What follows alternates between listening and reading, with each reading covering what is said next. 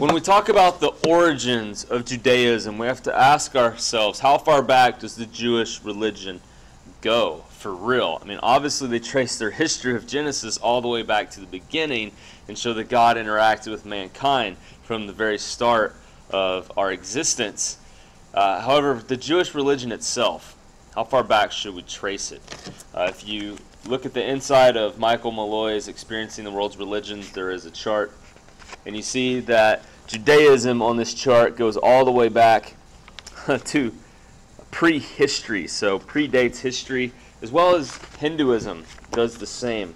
I find it interesting that both Judaism and Hinduism trace all the way back to prehistory, because all the other religions of the world, for the most part, branch off of either Judaism or Hinduism.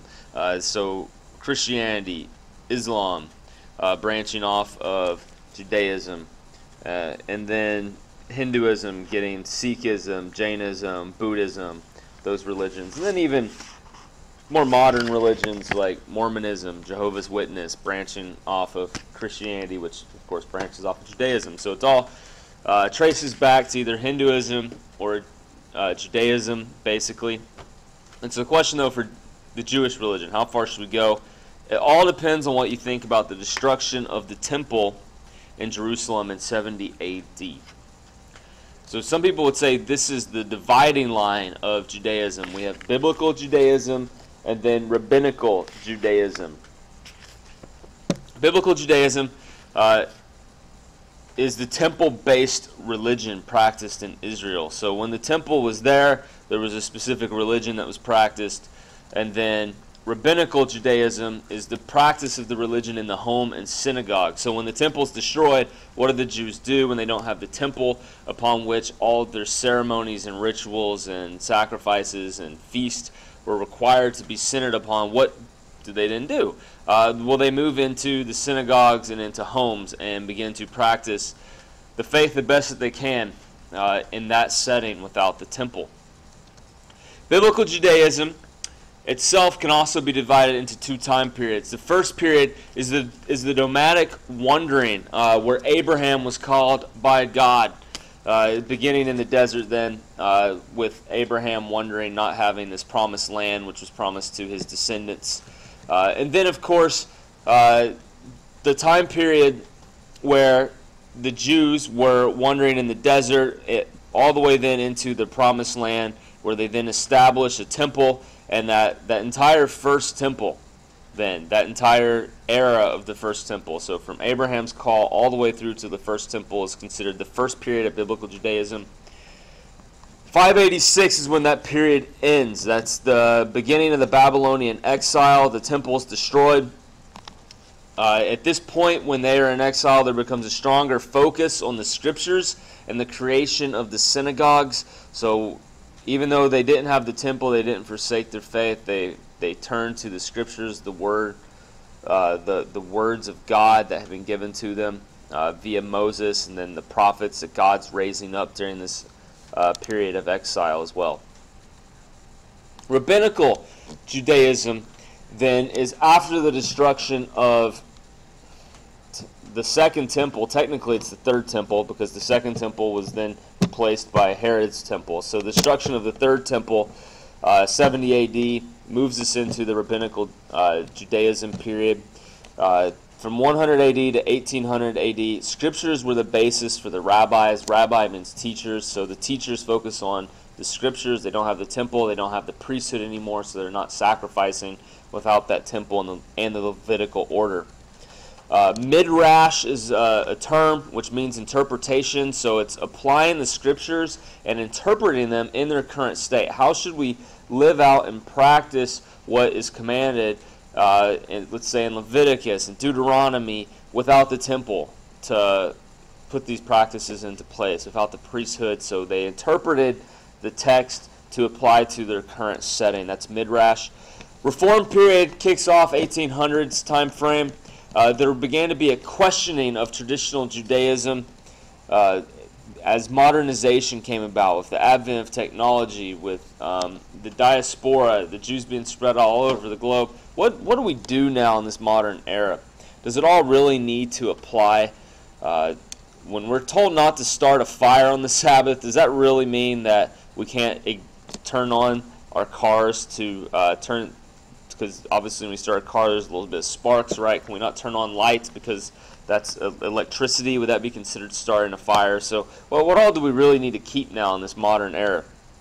They begin to ask, who is a Jew? What is necessary for a person to be Jewish?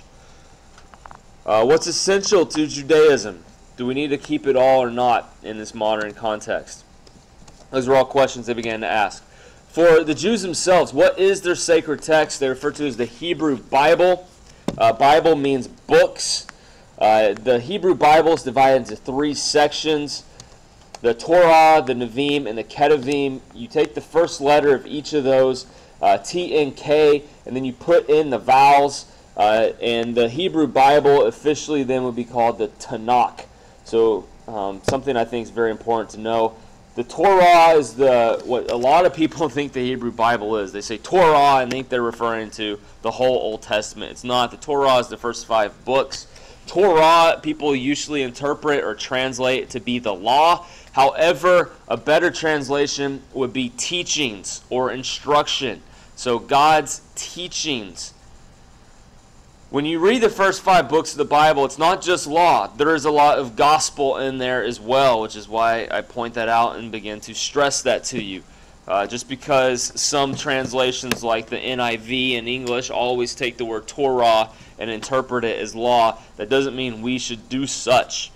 We begin to then think as just the first 5 books is a bunch of rules and regulations, but really God is already beginning to show how He's stepping in to save and redeem mankind again and again, and there's a lot of foreshadowing of Jesus Christ in the first 5 books of the Bible. So to say it's all law would definitely be a fallacy. The Tanakh, if you look on page 295 of Experiencing the World's Religions, lists the books of the Tanakh, and when you look at these, you will see that they have a different number than the Christian Old Testament in a different order. So the Torah means teachings, first 5 books of the Bible, which would be the books of Moses. Nevi'im means the prophets, and so you can see they list the prophets first then. We usually put the prophets then in the back in the Old Testament. And one book is called the Book of the 12, and so it's 12 prophets. Generally we call those the minor prophets. They're all wedged together into one book within the Tanakh. And then the Tanakh closes with the Ketuvim, which means the writings, and you can see that those essentially begin with the wisdom literature and then move into the history books that we have. And books like 1 Kings and 2 Kings is one book. 1 Samuel, 2 Samuel is just one book. Same with Chronicles. So do Jews use the term Old Testament? The answer would be absolutely not. So I think it's something good for us as Christians to be aware of when we're discussing the Hebrew Scriptures with Jews. Don't refer to it as the Old Testament. Don't, as you try to quote Isaiah, I think it's 53 of the suffering servant to them. Don't put like, oh, well, the Old Testament says, you're already be throwing up a wall or block, which is unnecessary for them. Refer to it as the Tanakh. They usually sometimes refer to it as the Hebrew Bible. Use that language. Don't say Old Testament with them. And just know that they do have a different order and names for the books within the Tanakh. So just be aware of that if you begin to share Scripture with someone who's Jewish. It's best to come alongside and use their terminology. Again, if you already start to use the Old Testament, you're already throwing up a wedge by showing Jesus from the text. Don't add a further offense by misusing the name. And plus, if you use the name that they have, then it automatically sort of brings you into their inner circle and lets them know that even though you're Christian, you at least know their Jewish faith or something about it. So that's an initial start to the origins, or at least time periods within Judaism, and then what they focus on and what their sacred text is.